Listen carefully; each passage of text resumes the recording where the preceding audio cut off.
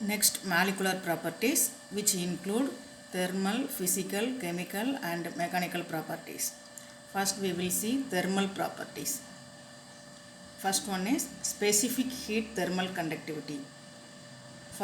In good insulating materials, they should have high thermal conductivity. Then only it will dissipate the heat immediately. Some insulating material acts as coolant also due to this good thermal conductivity. Next, thermal plasticity. When temperature varies, pressure also varies under operating conditions because of the expansion and contraction of the parts. Third one is ignitability. The insulating materials should not be ignitable. Suppose if it is ignitable, then it should be self-extinguishing. It should resist to cracking, carbonization of the material. Next, softening point. The softening point should be high, that is above the normal temperature. Then heat aging. The aging occurs due to heat also, which reduces the resistance to mechanical injury. Such increase in temperature causes dehydration of all cellulose materials. The aging due to heat leads to brittleness, cracking, shrinking, undue vibration and stress, ultimate crumbling and disintegration. Next property is thermal expansion. By thermal expansion, the mechanical effects are caused due to temperature changes. In insulating materials, it should be low. Then chemical properties. First one is the resistance to external chemical effects.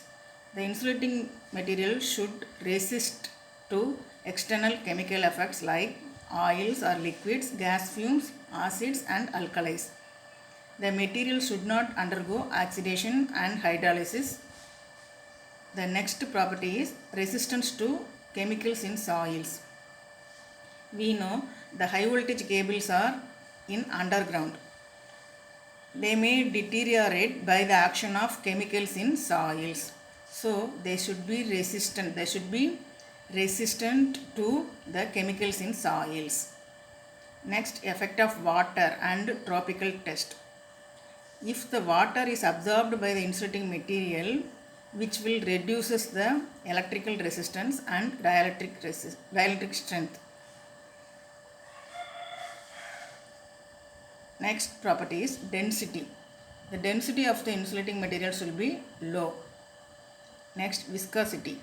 Viscosity is the speed of flow of liquid. It should be uniform because the uniform viscosity provides uniform electrical and thermal properties. The next property is moisture absorption. As already said, if the moisture is absorbed, it will lower the electrical resistance and dielectric strength. Hardness of surface. If the insulating material has high hardness of surface, its surface is hard, it will resist the surface scratching and abrasion.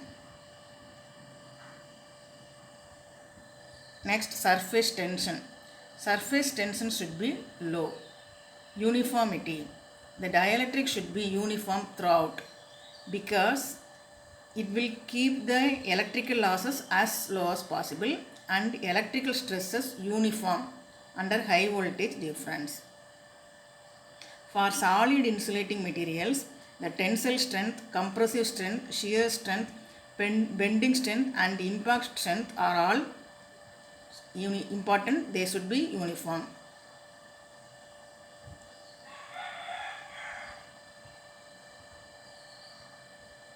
In addition to this above, the bonding, penetration, thorough curing are some of the mechanical properties. Bonding is the degree from which we can know how the insulating material binds with the wires into solid mass. The insulating material should not break the bond of wire. It serves two functions. One is to bind the conductors together, thus minimizing movement and consequent abrasion. It also improves the heat conductivity of the conductor mass. The last one is penetration. Penetration is the degree to which a compound will penetrate its supporting structure. So these are the properties of insulating materials.